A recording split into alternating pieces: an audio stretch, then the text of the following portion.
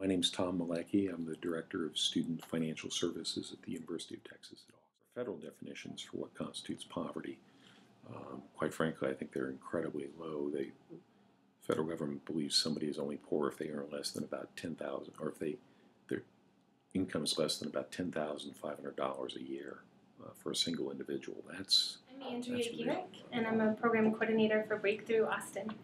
And I'm Brooke Escobedo, Associate Director of Student Support here at Breakthrough Austin. When I think about poverty, I do think of it being multifaceted. Obviously, the most simplest way to define it is in terms of a family's financial income, but I think that poverty also involves, like I said, a lack of opportunities. I think of poverty and opportunities also a lack of resources. A college student from a middle-income family, that person, him or herself, might not have any money in his or her bank account, but has access to a wealth of contacts and resources and people who would be there to act as a safety net in case that person ever got in trouble. But a lot of the families that we work with, there isn't a safety net. Right. So that the list of contacts, people to know, resources, it's not there.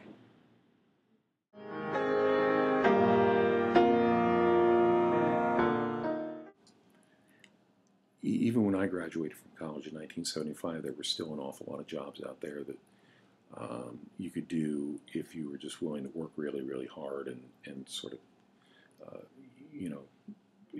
use your muscles as opposed to your brain.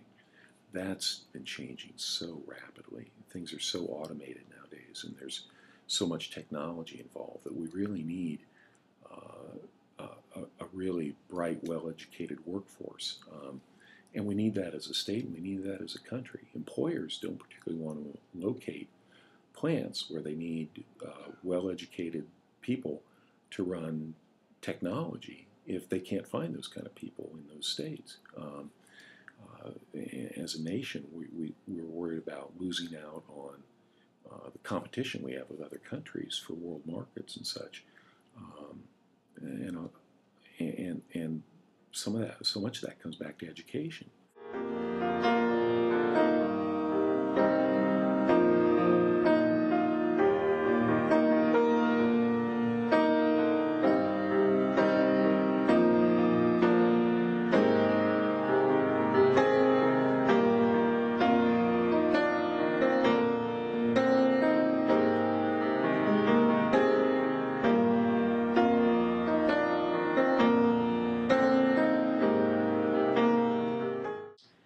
Sure that there's an actual disadvantage, but I think there are more obstacles maybe to overcome on the path to getting into a 2-year, 4-year trade school, whatever it may be. So I think that's the real challenge, is finding the help that they need to get over some of those obstacles and to get through the steps to get into college.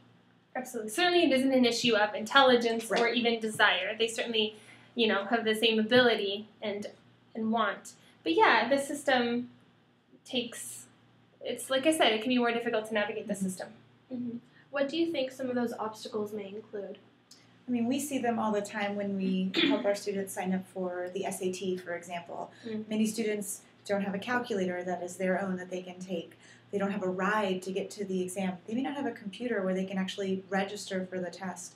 So simple things that a lot of students find comes, from mom or dad, or what they're used to. Our students have to overcome those things that may seem normal. Absolutely. They want to do a study abroad opportunity, but the study abroad opportunity requires them to have health insurance during that period of time. They don't have health insurance, so then when we're trying to sign up for health insurance online, they require a credit card. The family doesn't have a credit card. I mean, the list goes on.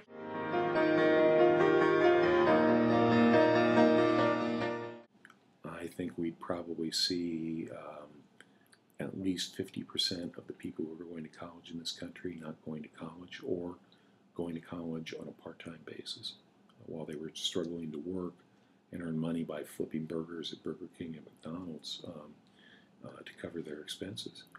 I think we as a country would fall far behind the rest of the world in our educational attainment level.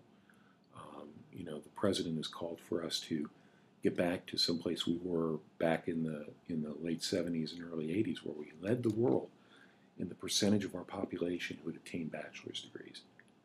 And since then, we've let other countries pass us by. And in a time when we need smart people in our workforces, we can't afford to fall behind other countries in education. And I think we as a country would dwindle to a second-class power if we, economic power, if we weren't able to send as many people to college as we are. The promise at the heart of our country, the promise of a better life, the promise that our children will climb higher than we did. That promise is why so many of you are seeking a college degree in the first place. That's why your families sprint and save to pay for your education. And I know that as we make our way through this economic storm, some of you may be worried about what your college degree will be worth when you graduate, how you're going to fare in this economy, and what the future holds. But I want you to know, when I look out at you, when I look into the faces of America's young men and women, I see America's future. And it reaffirms my sense of hope. It reaffirms my sense of possibility. It reaffirms my belief that we will emerge